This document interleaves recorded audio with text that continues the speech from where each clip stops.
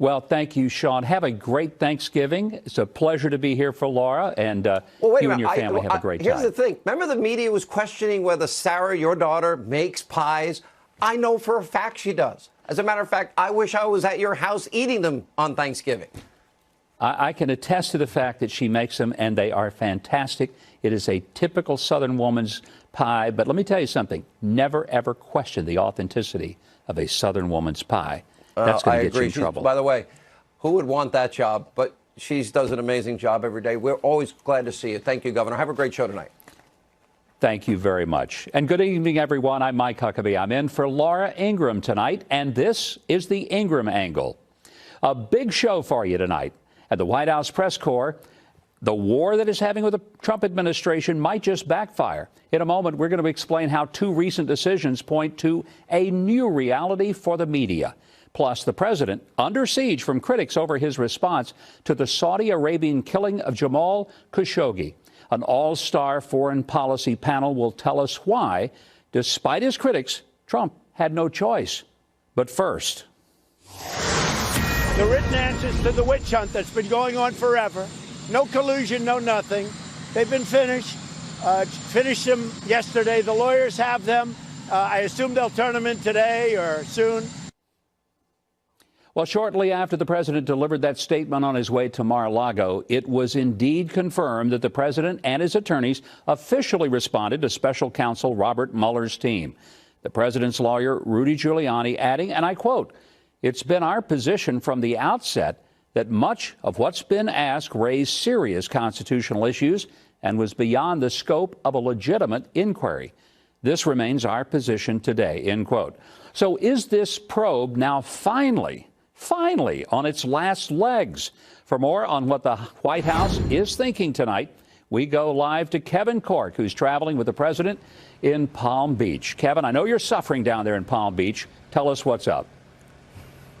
Yeah, what are you going to do about it, Governor? Hey, great to be with you and wonderful to have you on the program. Happy Thanksgiving to you and certainly your family. I can just tell you this, the White House remains resolute and determined that this probe is going to end one way or the other, sooner preferably than later. I can also tell you that they continue to insist that there was never, ever any Russian collusion.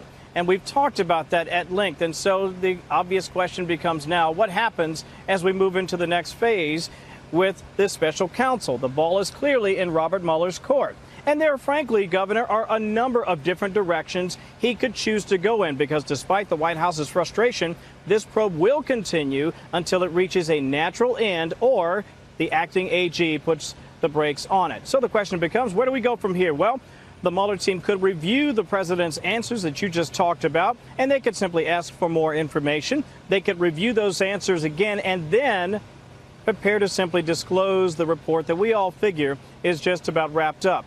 They could, meanwhile, compare his answers with other respondents, and that's where things can get a little interesting, if not thorny. And then ultimately, the nuclear option, they could choose to subpoena the president of the United States. Now, let's be clear about this, Governor. Sources tell Fox News that while the president's legal team remains open, and I'm using air quotes, to a possible sit-down with the special counsel, no one, repeat, no one believes that will happen without a subpoena. And even if it were to happen, I don't think there's any question it would spark a constitutional crisis, something we'll be keeping a very close eye on. But for now, enjoy the holiday week. Mike, back to you. Thanks, Kevin, and you enjoy your Thanksgiving as well, even in Palm Beach. Well, here with more, Attorney John Sale. He served as special assistant counsel at the Watergate trial. He was under Archibald Cox and Leon Jaworski. Also with me, Juan Williams, Fox News political analyst and co-host of The Five, and Dan Bongino, former Secret Service agent and host on NRA TV. John, I want to start with you. We've got these answers now. They've been submitted. Is there a timeline that you can sort of give us an insight into? Well, nobody has a timeline, but I think let's put it in context. I don't think, and I argued in an article I wrote in The Hill, I don't think that the special counsel is entitled to any answers from a person they're investigating. I mean, I represent people all the time who are being investigated. We never give a statement, and prosecutors do their job. They continue a thorough investigation. They draw their conclusions without the benefit of answers from the person they're investigating. I think they're getting more than they ordinarily would. And in this case, they can write a report. The Office of Legal Counsel has said they cannot indict the president. So after over a year, after over 1 million documents, after I think it's 35 witnesses where the president did not assert any privilege, isn't it time for them to write their report and let the court of public opinion decide whether or not there was collusion? Okay, so Juan, do you want to give me the contrarian opinion as to why this ought to just keep going on and on and on like the Energizer Bunny, for heaven's sakes? No, Mike, I'm all for wrapping it up. Obviously, this is not of the length that we saw in terms of prior prosecutors investigating presidents. Those go on for 5 years or more. So we're coming up on 2 years here. And so I don't think that's a reason, although I would prefer, given that we're going to see a lot of, excitement around the 2020 election, that somehow this get out of the way. I'd prefer that. I will say that I was taken aback by the effort by Rudy Giuliani, the president's lawyer, to limit the scope of the investigation by saying we're not going to answer any questions about obstruction. Now, I heard, what was being said about, hey, you don't have to answer anything. That's fine. But the president has long said he has nothing to hide. And then the later issue is that the New York Times today broke a story saying the president was suggesting to the White House counsel that somehow the Department of Justice go after Jim Comey, go after Hillary Clinton. In other words, punish his political opponents. Boy, that sure seems shady. That sure seems like obstruction. I don't know anything about what's in the Mueller report, obviously. I don't know about collusion. I don't have any evidence of that in front of me. But boy, that sure strikes me as a man who's trying to obstruct an investigation because he worries that he's in deep water. Yeah, Dan, if that happened, that would, my gosh, it would be almost as bad as when Obama went after people through the IRS and the Justice Department, and when he had wiretaps on James Rosen and his parents and the Associated Press. And to Juan's point about the limitation of the investigation, let's talk about that a minute. Because as I recall, the only thing that was supposed to be investigated was whether or not Donald Trump colluded with Russia. That was the limitation of the investigation. This thing has continued to go on and on. Dan, I'd like for you to weigh in and tell me, if that's the limitation, isn't this about over? Well, I always enjoy the company of my good friend Juan and you, Governor. But Juan, I don't know how you said that with a straight face. Are you seriously making the case that targeting your political opponents, which was in that New York Times story, is all of a sudden this malicious thing, while simultaneously we know the Trump team was spied on by the Obama administration? Juan, that's not in dispute. That? Wait a minute. What's that about? We know that, in fact, when Trump said there was a wiretap on Trump Tower, everybody said that's not true. Well, Juan, do you know the name Stefan Halper? He was a Central Intelligence Agency intelligence asset that was utilized against the Trump team. You know how I know that, Juan? Because he actually emailed people in the Trump team. The emails, I don't know if you missed that, but that's out there. That was he was outed in the New York Times where they said everything but his name. So I just find it bizarre that you would say, oh, my gosh, this is so offensive. Trump's alleged to have targeted his political opponents, as you completely ignore the fact that the Obama administration actually did target their political opponents. That's not open for dispute. That actually happened. But Dan, hold on. I think what you're saying is that when there was the Obama administration knew of Russia interfering in 2016, and they may have approved somebody saying, hey, what's going on here? But that's not punishing your political opponents as someone in office acting like an authoritarian, like a czar, they did not know instructing the instruments of criminal justice to go after your political opponents. Juan, listen. Again, I'm sorry, but you're just not familiar with the details of the case. The deputy director of the FBI himself, Juan, said there would have been no Russian collusion case without the dossier. The dossier has been debunked. None of it. This is nonsense, Juan. Hey, gentlemen, That's not true. I'm What going do to you have mean to jump in. true? But let me just quickly this say immensely, Juan and Dan. I have enjoyed this immensely, but I want to thank you and John all for being here. But I've got to let you go. Get your turkey cooked. In the meantime, panel, thank you. I'm going to turn now to the ongoing battle between CNN and the White House. CNN celebrated their legal victory when Jim Acosta got his press pass reinstated. But what does it mean for everybody else? Byron York, writing yesterday, said, and I quote, the Acosta decision could make it easier for White House officials to kick reporters out, end quote. Joining me now to discuss is former White House press secretary and senior advisor to the America First Action PAC, Sean Spicer, along with former Ronald Reagan aide and author of the forthcoming book, Swamp Wars, Jeffrey Lord. All right, gentlemen, let's talk about the new rules the White House has laid out for reporters. Actually, will they be followed by Acosta and his colleagues in the press room? Or is the White House going to need to come up with a maybe 3 strikes and you're out plan? Sean, your view on this this new announcement of the White House? Well, Governor, it's great to see you. I think I talked about this in my podcast with Kellyanne Conway. This is a discussion about content versus conduct. And I think there's a very capable press secretary that's right now able to discern the difference between the two. No one has a question about the content of any reporter's question. They can ask whatever they want. But their conduct is what's in question. And I think that's what the judge ruled the other day. Will they behave in a way that's professional? Will they respect not just the office of the presidency, but their fellow reporters? And I think that's what this really comes down to. I think there's a great press secretary now, you may know her, that knows how to call balls and strikes. And there's a president that knows how to understand that as well. And I think this is what it comes down to. And where other organizations, no names mentioned, but you may guess them, are trying to blur the lines is the question about what the content is. No one cares what the reporter asks. They can ask whatever question they want. But the way that these reporters conduct themselves, do they conduct themselves and show respect to not only the fellow reporters, but to the President of the United States and the White House, is what's in question. Jeffrey, the judge ruled in a rather narrow way. He did not say that the First Amendment was in any way being attacked by Jim Acosta losing his hard pass. It was just that the process was not fully maybe visible to the world, and therefore his Fifth Amendment issue was the only one. But they celebrated as if somehow that they had taken a stand for democracy. I don't remember any of the mainstream media being really that clever, clear, and honest about what that ruling was from the judge last week. Yeah, you're absolutely right, Governor. And Sean has hit the nail on the head. This is about conduct, not about content.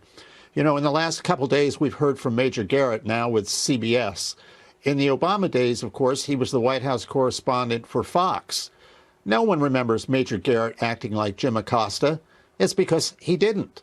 There is a way to do this. Sean has been the White House press secretary. I've been a press secretary to a senator and a congressman before that. This is totally unprofessional stuff. And I think that CNN has to be very careful here of what they wish for. Because now, if there are going to be a set of rules and regulations, then the good press secretary that Sarah is, she's going to have to, and she will, I have no doubt, call them out. You know, one other thing, I took a quick look back at a memory from childhood of JFK's press conferences where he had adversarial reporters. They were so well-mannered, Governor. It's beyond belief. We have gone so far down the path in the wrong direction with this stuff. And it's almost unbelievable. And I think CNN and Jim Acosta will come to regret it. So will their compadres in the room. I want to get your thoughts on the fact that the White House Correspondents Association have announced that it's not going to have a comedian roast the media next year at what's known as the annual Nerd Prom. Instead, they're going to have biographer Ron Chernow, who's going to be the featured speaker, to put some perspective on today's politics and history. Last year's speaker, anti-Trump comedian Michelle Wolf, tweeted this in response. She said, and I quote, "The White House Correspondents Association are cowards. The media is complicit, and I couldn't be prouder," end quote. First of all, I'm not sure they had a comedian last year. They had Michelle Wolf, and she just wasn't funny.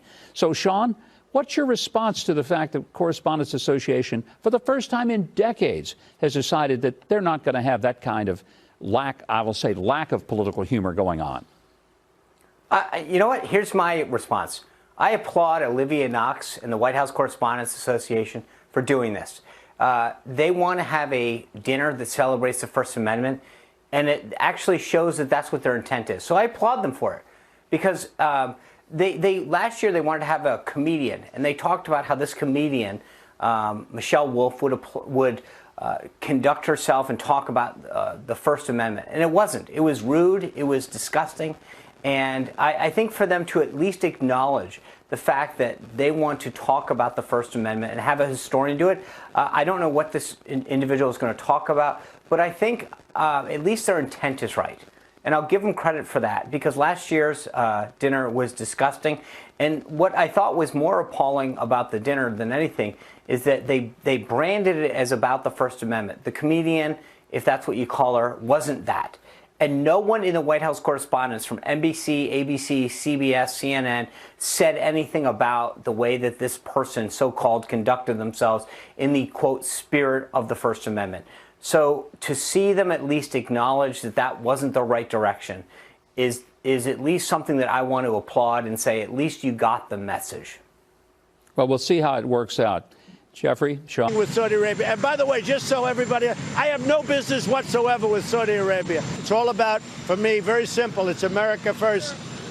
Saudi Arabia, if we broke with them, I think your oil prices would go through the roof. I've kept them down. It's a very simple equation for me. I'm about make America great again, and I'm about America first.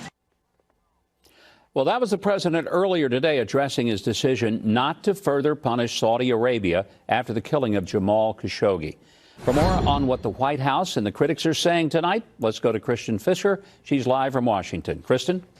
Well, President Trump says that there will be no further repercussions against Saudi Arabia because he believes a good U.S.-Saudi relationship is simply more important. He's putting business opportunities and security alliances over this human rights abuse, the murder of journalist Jamal Khashoggi.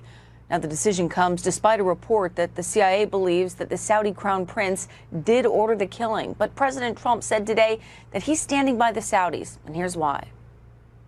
And I'm not going to tell a country that's spending hundreds of billions of dollars and has helped me do one thing very importantly, keep oil prices down so that they're not going to $100 and $150 a barrel. I'm not going to destroy the world economy, and I'm not going to destroy the economy for our country by being foolish with Saudi Arabia.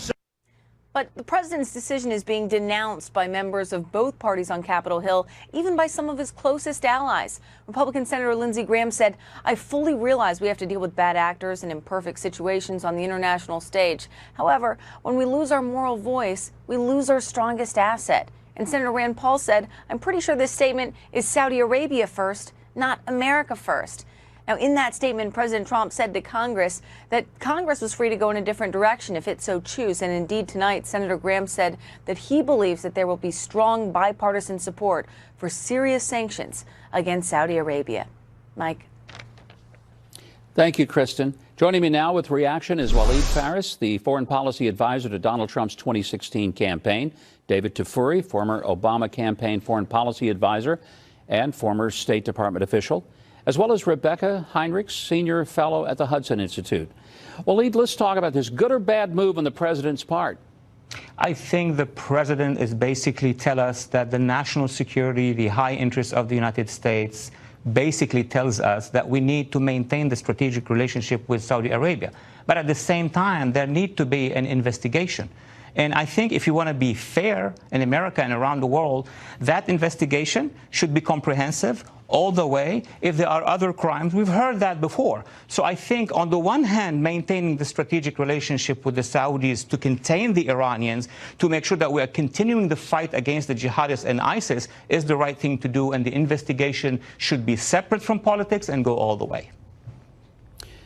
Rebecca, it does seem, though, that this can't just be a binary choice. It's either the Saudis or the Iranians. If somebody does something bad, even if they're our friends, don't we need to do something to say that this has got to be seriously dealt with? And the systematic murder of a journalist, that's pretty serious. Mike, I think that the president actually is being prudent here. It's not a binary choice, as you said, but we have sanctioned the 17 Saudis that the Kingdom of Saudi Arabia has identified as responsible for Khashoggi's murder. But the president has decided that we have to look at the context that this falls in, and that's the security relationship between the United States and Saudi Arabia. There are a couple of major things we got to keep in mind. Saudi Arabia is critically important for the global energy market. Even as the United States becomes energy independent, our allies still rely on the petroleum that comes from Saudi Arabia. And especially as we sanction Iran, we need that oil to keep flowing from Saudi Arabia. Saudi Arabia also helps us keep those energy choke points open, and so that the Iranians don't have a monopoly on those, including the Strait of Hormuz.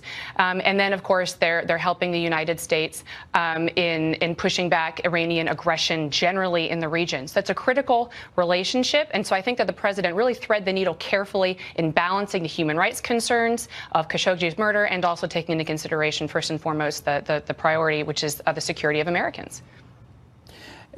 David, President Trump's not the first president that's had a cozy relationship with the Saudis. To my knowledge, all of the presidents, Democrats and Republicans, have sometimes, I think, been too cozy with the Saudis, even after 9/11, when we really didn't call their hand. After the reality was that they were highly connected to the folks who were guilty of 9/11. So is President Trump any different than the other presidents, Democrat and Republican, who have kind of looked the other way at the atrocities of the Saudis? Well, that's a fair criticism against all of our presidents, but this was a serious provocation. The world is watching to see what America is going to do. And what America needs to do is two things. We have to send a message to the world that we won't tolerate this kind of behavior, and there will be repercussions for it. At the same time, we have to preserve our alliance with Saudi Arabia because it is an important ally. So we have to punish them, make them say they're sorry, make them do the things that show they're never going to do this again, so other countries also don't do it, but also preserve that alliance. That's important. Now, President Trump was doing an okay job of that, but it went off the rails today with his public statements. You saw some of them in the previous reporting. He also put out a written statement. It looks like he wrote it himself. It starts out saying that the world is a dangerous place. That's not an appropriate way to start a foreign policy statement. It sounds like he's saying he can't protect us from the types of thugs that Saudi Arabia sent to kill this journalist Khashoggi. That's not appropriate. American values are not for sale. You heard Trump talking about how it's more important that we be able to sell arms to Saudi Arabia than that we stand up for rule of law, that we stand up for human rights. That's not right. He needs to go back to the original tact, which is we're going to punish Saudi Arabia, but we're going to preserve our relationship with the king, but we're going to encourage them to make sure everyone who's responsible, no matter how high it goes up, everyone who is responsible is punished. I need some quick answers from each of you. Let me start, Waleed, with you. What are the president's options? What should he do? If you were whispering in his ear tonight, what would you tell him he's got to do? It's very simple. On the one hand, continue with these investigations. We've had investigations in the past, like with the killing of the former Prime Minister of Lebanon, Hariri, that are 13 years for now. So we have to be very serious about these investigations. On the one hand, the sanctions should target those who are responsible and not engage in geopolitical mistakes by engaging more influence of Iran in Yemen or in other parts of the region. So we have to be very careful and distinguishing between the legal process and the geopolitical process. Rebecca, very quickly, just a simple answer. Does this hurt the president with members of his own party? I don't think that it should. I think that the president's being completely realistic with the cards that he's been dealt. He should continue to pressure the Saudis privately, and we should continue to hope and to push the young prince, to move towards reforms. He's shown an interest in having a softening relationship with Israel. That's a critical ally. We need to continue to cultivate that relationship and pressure where we can so that it's useful. And David, does this send a good or bad message to the Iranians? Well, the Iranians like this, right? They want to see a division between Saudi Arabia and the U.S. So we have to show we are going to keep that alliance in place, and we are going to continue to confront Iran, but we're going to curb this kind of conduct by Saudi Arabia. Let's see what our CIA says about who is responsible. The president should work with our intelligence agencies and with Congress to come up with a resolution that's going to punish Saudi Arabia but preserve the alliance. Thank you all. David, Waleed, Rebecca, have a great Thanksgiving. Thank you. And coming up, should a small handful of leftist judges be making decisions that adversely affect all of America? Now, wait till you hear how an Obama-appointed judge just upended the president's emergency restrictions on asylum claims. That debate coming up next. Well, you go to the Ninth Circuit, and it's a disgrace, and I'm going to put in a major complaint because you cannot win if you're us a case in the Ninth Circuit. And I think it's a disgrace. This was an Obama judge. And I'll tell you what, it's not going to happen like this anymore.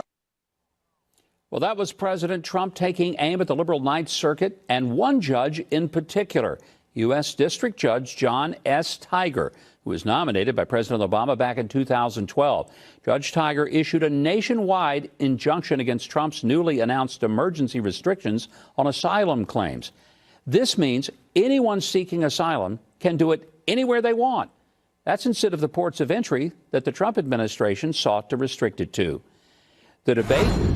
This topic is Francisco Hernandez, immigration attorney, and Art Arthur from the Center for Immigration Studies.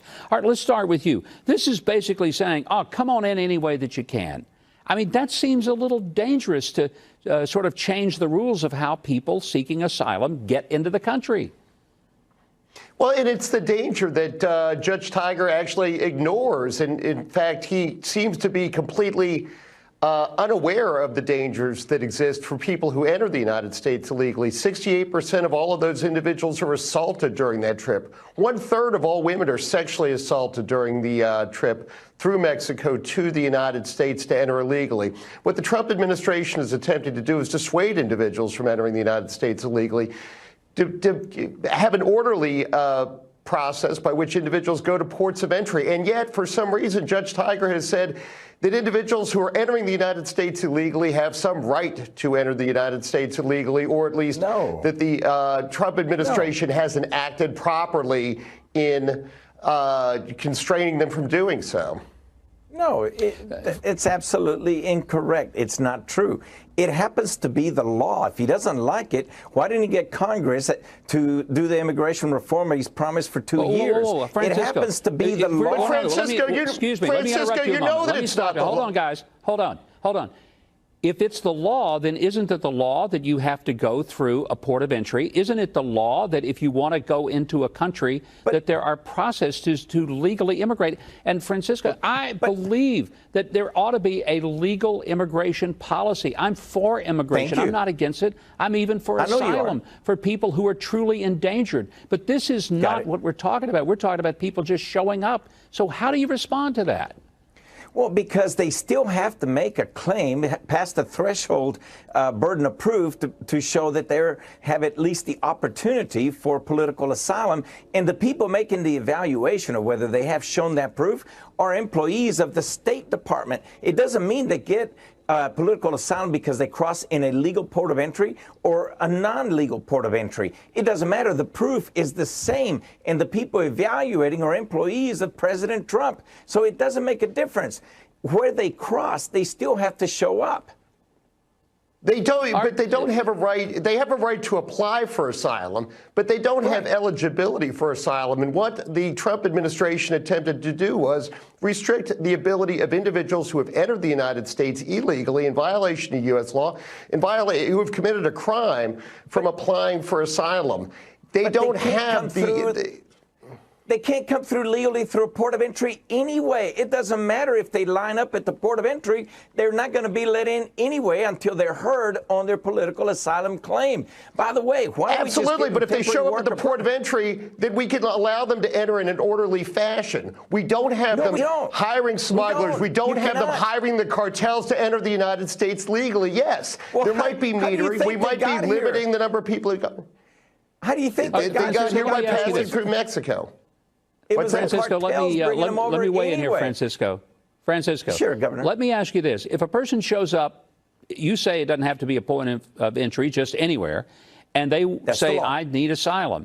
So if that's the case, where are they held until this investigation happens? Do we let them roam freely in the country? Where are they held without the criticism that they're being held illegally or unlawfully? In order for them to make a claim of political asylum, they have to go to an immigration official and stake their claim. So even if they cross in a non-port of entry, they still have to go to an immigration official to set out their proof.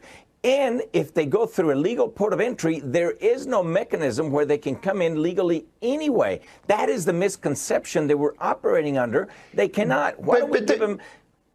Go ahead. There's no misconception there because they can assert credible fear if they go through a port of entry. If they're found to have a credible fear, then they're placed in removal proceedings and they can make an application for asylum. That's exactly what the Trump order says.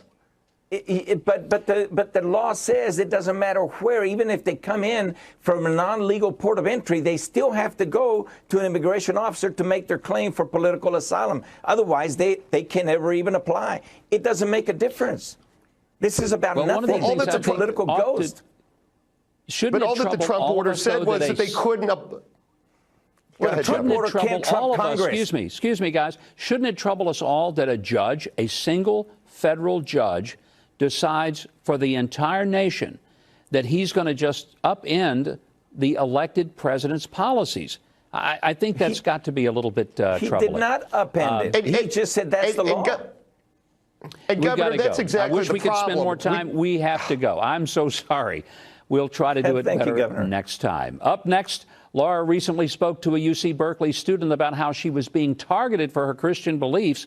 This after she dared abstain from a vote on LGBTQ rights. Now, this is a can't miss, defending the first segment, which is coming up next.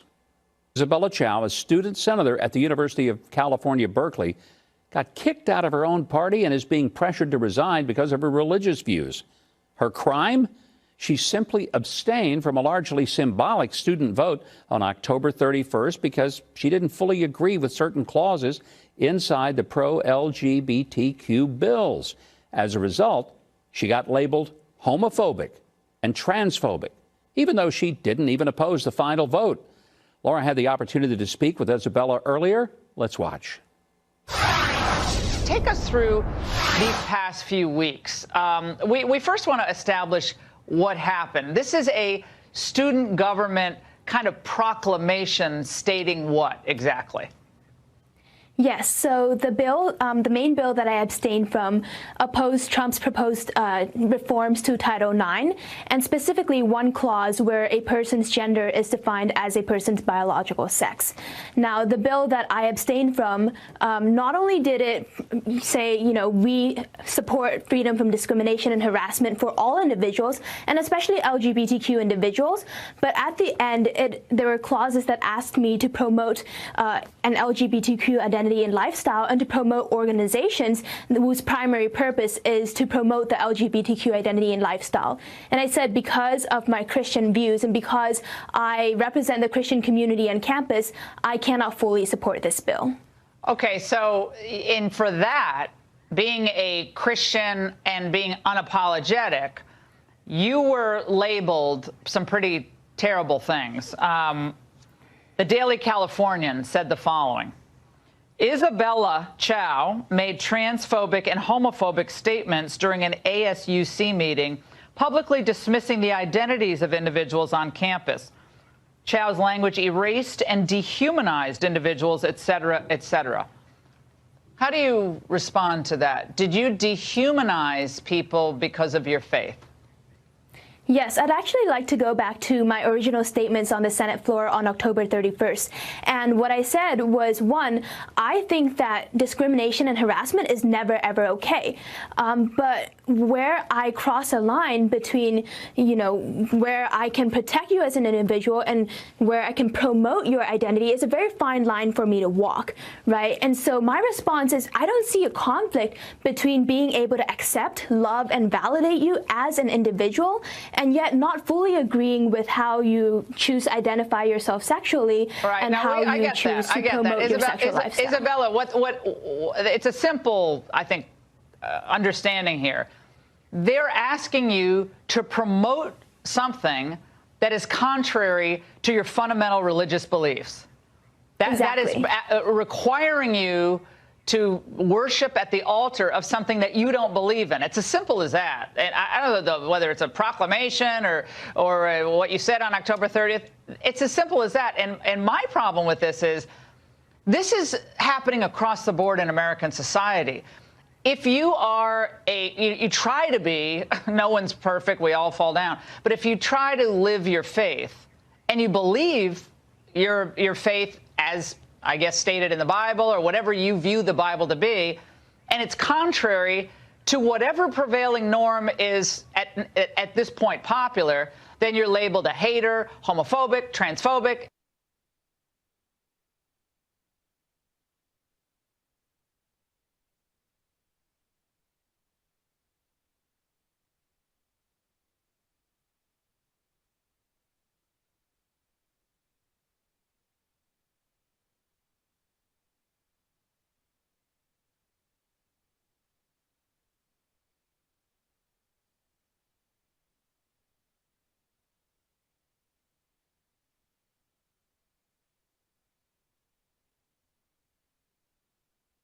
If you call yourself gay, or I love you as a person, doesn't mean I have to validate everything you do. Just like you wouldn't force them to believe in something that they don't believe in. That's the whole freedom of conscience thing, I thought.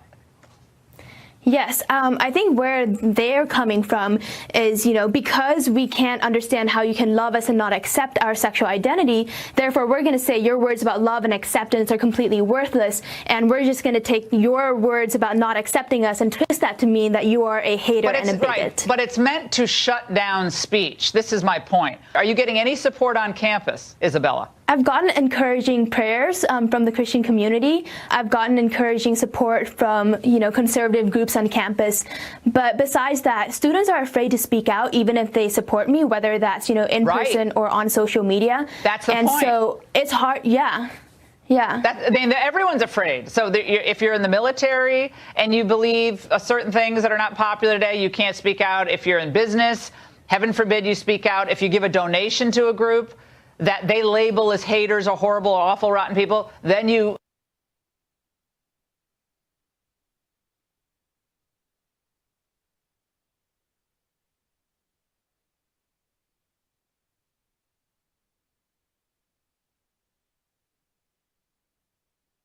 not truly a free society. And I got to say, I don't care what your belief is. If you're Christian, you're atheist, you have a right to speak out and to have your views respected on college campus. Now, the university says that the student government is autonomous. Is that correct? Because don't you guys get money from the university? That is correct. Our money comes from student fees. As a Senate class, we manage about $1.5 to $2 million in student funding every year. Okay. Well, I'm making a legal point, which I know Harmeet Dillon is representing you, but that's a connection to the university. So the university can say all they want, that, we believe in free speech for all people. But if one individual's right to free speech is being denied, and if you're being effectively punished for what you believe, I think the university is in a heap of legal trouble. And I think you are incredibly brave, because it is not easy. And feminists should be supporting you. All the pro-women, pro-choice people, they should all be supporting you, because you're actually speaking your conscience. And Isabella, we really appreciate you coming on tonight, and we'll be following this case very closely. You have a great lawyer, that's for sure. Thank you so much. All right, you take care. Great report by Laura. Well, last night, Laura brought you the outrageous story about Hollywood bigwigs and how they're considering a boycott of the entire state of Georgia, all because Brian Kemp won the governor's race. Up next, actor Antonio Sabato Jr. sounds off on his fellow Tinseltowners. You better stay with us for this one.